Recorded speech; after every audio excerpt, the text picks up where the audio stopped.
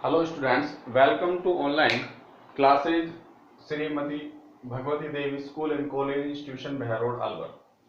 आज जो हम टॉपिक पढ़ रहे हैं वो बीएससी सेकेंड ईयर केमिस्ट्री का डी ब्लॉक टॉपिक चल रहा था हमारा। उस डी ब्लॉक में हमने अभी तक उनका इलेक्ट्रॉनिक कॉन्फ़िगरेशन पढ़ चुके थे, साइट्स पढ़ चुके थे। आज जो हम टॉपिक स्टार्ट कर रहे हैं वो है ऑक्सीकरण। थर्ड जो टॉपिक है वो हम पढ़ रहे हैं ऑक्सीकरण अवस्था। डी ब्लॉक एलिमेंट की हम ऑक्सीकरण अवस्था पढ़ेंगे। इस डी ब्लॉक एलिमेंट्स में हम 3D सीरीज की बात कर रहे हैं। तो 3D सीरीज में कौन कौन से एलिमेंट आते हैं मैं एक बार उनको बना देता हूं। सबसे पहला जो एलिमेंट था वो क्या था? स्कैंडियम था। स्कैंडियम के बाद टाइटेनियम, उसके बाद vanadium, chromium, manganese, ferrous, cobalt, निकल, कॉपर और जिंक। ये हमारे पास 3D सीरीज के एलिमेंट है। अच्छा, 3D सीरीज एलिमेंट जो दिए गए हैं इनके इलेक्ट्रॉनिक कॉन्फ़िगरेशन मैंने लिखवा रखे हैं। तो अब हम इनकी ऑक्सीडेशन स्टेट की बात करेंगे। पहली बात तो ऑक्सीकरण अवस्था होती क्या है कि कोई भी जो आयंस है जो कंपाउंड में था उसके आयंस प्रतिस्थापित होने के बाद उस आयंस के ऊपर जो चार्ज बचता है उसको हम बोलते हैं ऑक्सीकरण अवस्था। या जितने इलेक्ट्रॉन देने के बाद किसी आयन के ऊपर जो चार्ज बचता है वही उसका क्या है? ऑक्सीकरण अवस्था है। अब हम बात कर रहे हैं 3D सीरीज के ऑक्सीकरण अवस्था। पहली बात तो हम जब इनका सामान्य इलेक्ट्रॉनिक कॉन्फ़िगरेशन पढ़ा था n-1 d 1 से लेके 10 ns 1 से लेके 2, यानी इन डी ब्लॉक एलिमेंट का सामान्य जो ऑक्सीकरण इन डी ब्लॉक एलिमेंट का जो सामान्य इलेक्ट्रॉनिक विन्यास जो हमने पढ़ा था वो ये था n-1 d 1 से 10 ns 1 से 2। अब हम बात करते हैं कि इसके जो बाह्यतम यानी संयोजी सेल के अंदर जो इलेक्ट्रॉन्स होते हैं वो एक से या दो होते हैं। तो जो ये संक्रमण तत्व हैं इनकी सामान्य ऑक्सीकरण अवस्था, डी ब्लॉक तत्वों की सामान्य ऑक्सीकरण अवस्था +2 पाई जाती है। ध्यान रखना इंपॉर्टेंट है कि डी ब्लॉक तत्वों की सामान्य ऑक्सीकरण अवस्था जो है वो क्या है? +2 है। लेकिन इसमें एक अपवाद आता है, स्कैंडियम। स्कैंडियम जो है उस स्कैंडियम की सामान्य ऑक्सीकरण अवस्था कितनी है भाई? +3। फिर बोल रहा हूं, डी ब्लॉक के जो तत्व हैं उनकी सामान्य ऑक्सीकरण अवस्था होती है +2, जबकि स्कैंडियम जो है 3D सीरीज का उसकी सामान्य ऑक्सीकरण अवस्था कितनी होती है? +3 होती है। अब हम बात करते हैं कि जो ये 3D सीरीज संक्रमण जो तत्व हैं ये परिवर्तनशील ऑक्सीकरण अवस्था प्रदर्शित करते हैं। परिवर्तनशील ऑक्सीकरण अवस्था। तो इस परिवर्तनशील ऑक्सीकरण अवस्था का मतलब समझना क्या होता है? हमें पता है कि इनके संयोजी सेल जो है उनमें जो इलेक्ट्रॉन्स होंगे वो लास्ट में एक या दो हैं, तो इसकी सामान्य ऑक्सीकरण अवस्था कितनी होगी? +2। लेकिन होता क्या है, 3D और 4s जो ऑर्बिटल्स होते हैं इनमें ऊर्जा का अंतर बहुत कम होता है। ऊर्जा अंतर कम होता है किस किस में? 3D सेल्स में और 4s सेल। इसमें ऊर्जा का अंतर कम होने के कारण ये जो 4s के इलेक्ट्रॉन हैं उसके निकलने के बाद डी कक्षक में जो इलेक्ट्रॉन है अयुग्मित वो भी निकलना प्रारंभ कर देते हैं, जिससे इनकी ऑक्सीकरण अवस्था +2 से कहां ज्यादा हो जाती है। जैसे अब हम बात करते हैं, अब ये जो परिवर्तनशील ऑक्सीकरण अवस्था यानी उच्चतम ऑक्सीकरण अवस्था कितनी होगी? एस कक्षक में उपस्थित इलेक्ट्रॉन, एस कक्षक में उपस्थित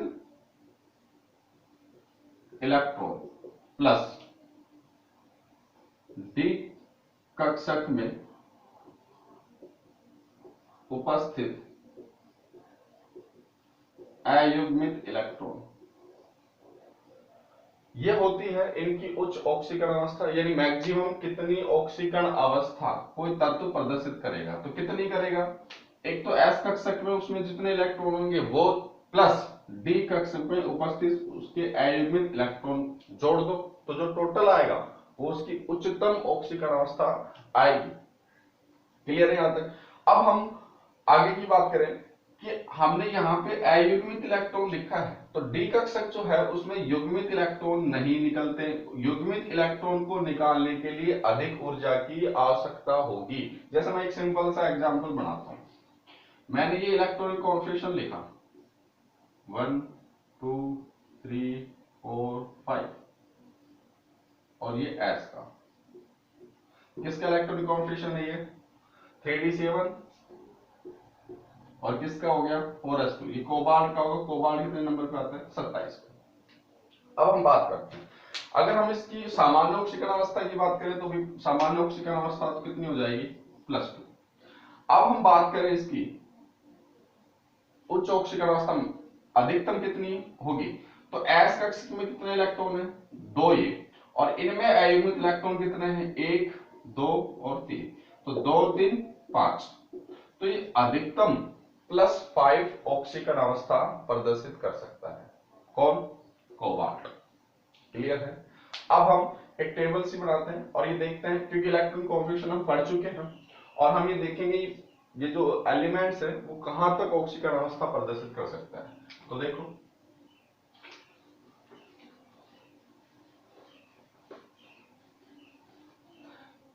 सबसे पहले हम बात करते हैं स्कैंडियम।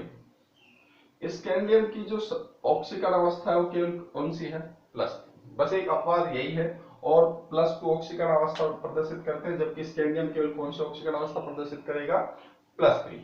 टाइटेनियम की बात करते हैं, टाइटेनियम +2 ऑक्सीकरण अवस्था देगा, तो टाइटेनियम का इलेक्ट्रॉनिक कॉन्फ़िगरेशन क्या होता है scandium titanium titanium 3d2 4s2 होगा, तो 2 तो ये यानी +2 भी देगा, 2 और 2 4, +4 तक ये ऑक्सीकरण अवस्था प्रदर्शित करेगा।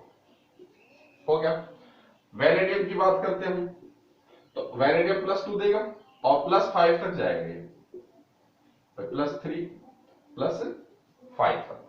अब हम बात करते हैं किसकी क्रोमियम +2 +3 +4 +5 तक, यहां तक आएगा। क्रोमियम की बात करते हैं, तो क्रोमियम जो है वो ऑक्सीकरण अवस्था कौन सी रिप्रेजेंट करेगा +2, और क्रोमियम जो है स्थायी ऑक्सीकरण अवस्था +1 भी प्रदर्शित करता है, +2 +3 +5 और +6।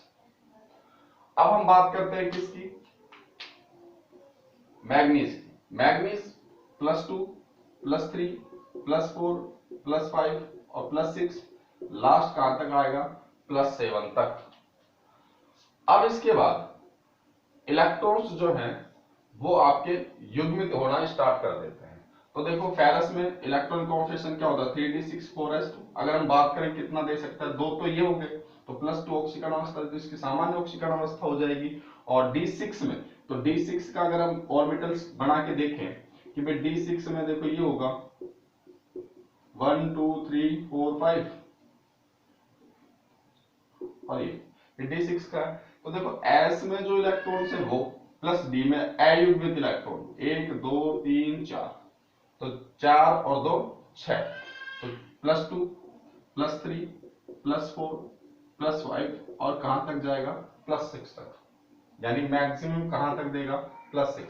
अब हम कोबाल्ट की बात करते हैं, तो जैसे ही कोबाल्ट जाएगा 3d7 हो जाएगा, तो भाई 3d7 हो गया तो 2 तो इलेक्ट्रॉन ये हो गए, तो +2 ऑक्सीकरण अवस्था, और मैक्सिमम कहां तक आई 2 3 4 और 5, +3 और कहां तक कर दूं +5 तक। अब हम बात करें निकेल की, तो निकेल में एक इलेक्ट्रॉन और पेड़ हो गया, तो 2 ये 4 तक जाएगा बस, तो निकेल +2 +4 मैक्सिमम +4 तक। अब हम कॉपर की बात करते हैं, तो कॉपर का इलेक्ट्रॉनिक कॉन्फ़िगरेशन क्या होता है भाई 3d10 4s1। देखो एक इलेक्ट्रॉन यहां जाने के बाद ये स्थायी इलेक्ट्रॉन कॉन्फ़िगरेशन बचता है फुलफिल्ड हो जाता है, तो इसका मतलब एक तो कॉपर कहां तक जाएगा +1, यानी वो ऑक्सीकरण अवस्था भी स्थायी होती है जिसके इलेक्ट्रॉन त्यागने के बाद उसका स्थायी इलेक्ट्रॉनिक कॉन्फ़िगरेशन बचता है। तो देखो कॉपर जो है, कॉपर में 3d10 4s 1 इलेक्ट्रॉनिक कॉन्फ़िगरेशन होता है। अगर हम d10 की बात करें, 2 तो 4 तो 6 तो 8 2 10 और 1 s, तो +1 भी रिप्रेजेंट करता है कॉपर, और कॉपर की +2 ऑक्सीकरण अवस्था भी होती है। जबकि जिंक जो है वो केवल कौन सी ऑक्सीकरण अवस्था प्रदर्शित करेगा, +2। तो ये अभी हमने जो ऑक्सीकरण अवस्थाएं देखी हैं, ये ऑक्सीकरण अवस्था देखने से हमें ये पता चलता है कि जब हम स्कैंडियम से मैग्नीशियम तक जाते हैं, यानी लेफ्ट टू राइट मैग्नीज तक, तो उच्चतम ऑक्सीकरण अवस्था बढ़ती है, यानी कहां तक जाता है, +7 तक। उसके बाद ऑक्सीकरण अवस्था घटती जाती है। क्लियर है यहां तक? यानी सबसे ज्यादा ऑक्सीकरण अवस्था किसकी होती है, मैग्नीज की।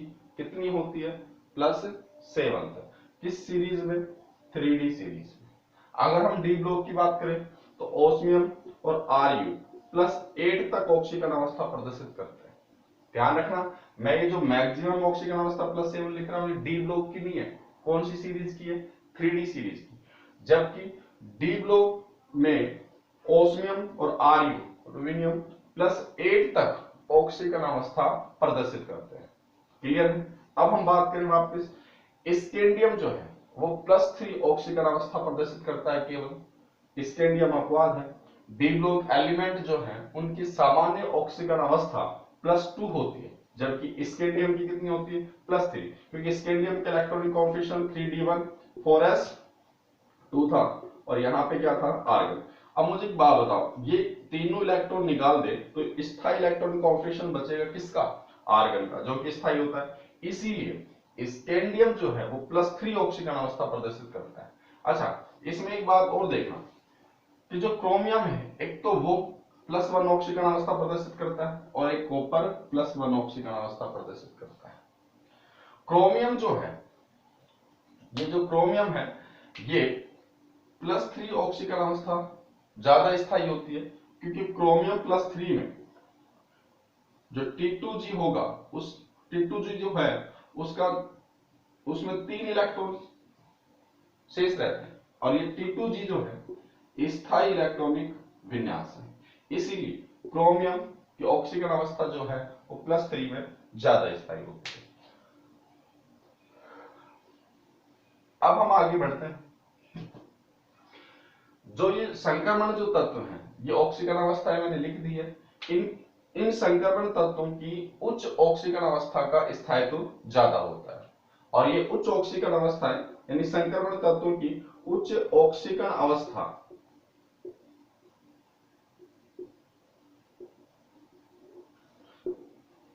फ्लोराइडों में, ऑक्साइडों में पाई जाती है। यानी उच्च ऑक्सीकरण अवस्था का स्थायित्व जो है उन तत्वों के साथ पाया जाता है जिनकी विद्युत ऋणता उच्च हो, जिनका आकार क्या हो, छोटा। इसीलिए वैनेडियम जो है, वैनेडियम VF5 VCl4 VBr3 तक बना लेते हैं, यानी मैक्सिमम तक। देखो VF5 4 भी बना लेता है, VCl4 VBr3 +3 तक बना लेता है। तो ये जो है वैनेडियम, इनमें ऑक्सीकरण अवस्था बना लेते हैं। कोई आपसे पूछे कि संक्रमण जो तत्व हैं उनकी उच्च ऑक्सीकरण अवस्था का स्थायित्व जो है वो किसके साथ होता है, तो आपका आंसर क्या होना चाहिए कि संक्रमण धातुओं की उच्च ऑक्सीकरण अवस्था का स्थायित्व उन तत्वों के साथ होता है जिनकी विद्युत ऋणता अधिक हो, उनका आकार क्या हो, छोटा, तो उनके साथ इनकी उच्च ऑक्सीकरण अवस्था का स्थायित्व पाया जाता है। नेक्स्ट बात जो हम करते हैं वो क्या है कि संक्रमण जो धातुएं हैं, उन संक्रमण धातुओं के जो ऑक्साइड होंगे, भाई एक तो फ्लोरीन हो गया, एक ऑक्सीजन, तो ऑक्सीजन के साथ रिएक्ट करेंगे तो ऑक्साइड बनाएंगे। संक्रमण धातुओं की जो ऑक्साइड होते हैं वो ऑक्साइडों में, यानी संक्रमण धातुओं के ऑक्साइडों में, संक्रमण धातुओं के ऑक्साइड की बात कर रहे हैं। संक्रमण धातुओं के ऑक्साइडों में, जिन ऑक्साइडों में ऑक्सीकरण अवस्था कम होती है वो कैसी प्रकृति के होंगे, क्षारीय। और जिनमें ऑक्सीकरण अवस्थाएं अधिक होती है वो कैसी प्रकृति के होंगे, वो ऑक्साइड अम्लीय प्रकृति के होंगे। और कम और अधिक के बीच में जो आएंगे वो कैसी प्रकृति के होंगे, उभयधर्मी। क्लियर है? मैं फिर बता देता हूं, संक्रमण धातुओं के जो ऑक्साइड होते हैं अगर उनकी कम ऑक्सीकरण अवस्था में है तो वो क्षारीय प्रकृति के, अधिक है तो वो अम्लीय प्रकृति के, और कम है तो वो उभयधर्मी प्रकृति के। जैसे मैं आपको एक एग्जांपल लिखता हूं, मैंने लिखा CrO2, एक लिखा Cr2O3, एक लिखा CrO3। ये तीन ऑक्साइड हैं। इन तीनों ऑक्साइडों में आपको सबसे पहले इस क्रोमियम का ऑक्सीडेशन नंबर निकालना है। तो यहाँ पे देखो ऑक्सीडेशन नंबर निकालेंगे। क्रोमियम का सपोज करो क्या मान लेते हैं X। कितनी ऑक्सीजन है, 2 ऑक्सीजन। एक ऑक्सीजन पे -2 चार्ज होता है तो 2 पे कितना होगा,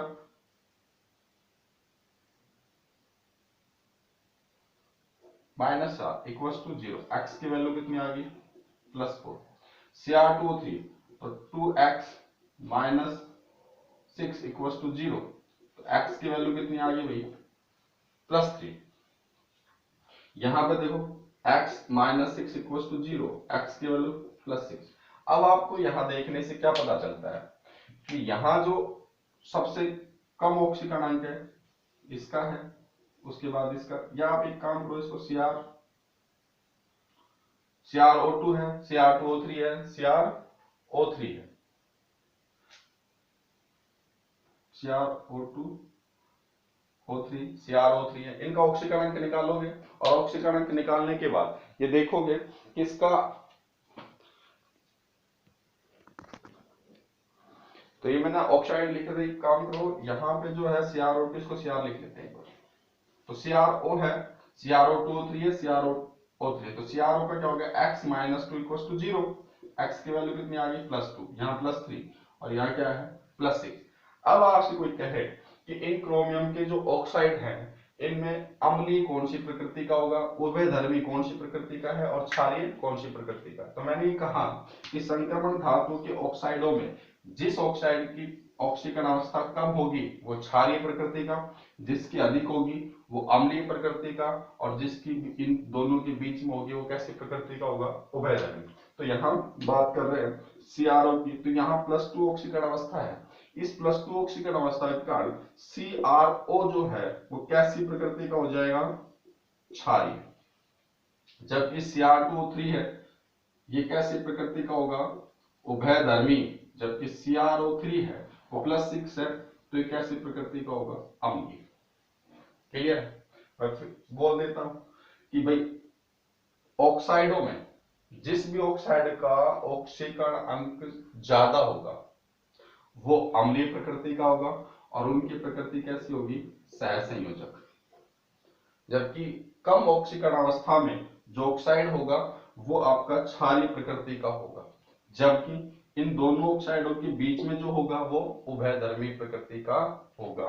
जैसे कोई, अब ये तो क्रोमियम के ऑक्साइड हो गए, ऐसे टाइटेनियम के ऑक्साइड हैं उसके बना लो। जैसा मैंने लिखा टाइटेनियम ऑक्साइड, एक लिखा TiO2O3, एक लिखा TiO3, ये अपन ने लिखे। तो यहाँ पे हम टाइटेनियम के ऑक्साइड की बात कर रहे हैं, तो टाइटेनियम में यहाँ ऑक्सीडेशन नंबर कितना है अभी, +2 है भाई ये, और यहाँ ऑक्सीडेशन नंबर कितना है, +3, और यहाँ ऑक्सीडेशन नंबर कितना है, +6। तो इन तीनों ऑक्साइड की अगर हम बात करें तो इनमें अम्लीय प्रकृति किसकी होगी, जिसका ऑक्सीकरण ज्यादा होगा। तो टाइटेनियम O3 जो है वो आपका अम्लीय प्रकृति का होगा, ये आपका उभयधर्मी प्रकृति का होगा, और ये आपका क्षारीय प्रकृति का होगा। तो ये अब आज जो हमने पढ़ा है ये 3D सीरीज की ऑक्सीकरण अवस्थाएं हमने पढ़ ली है। Thank you.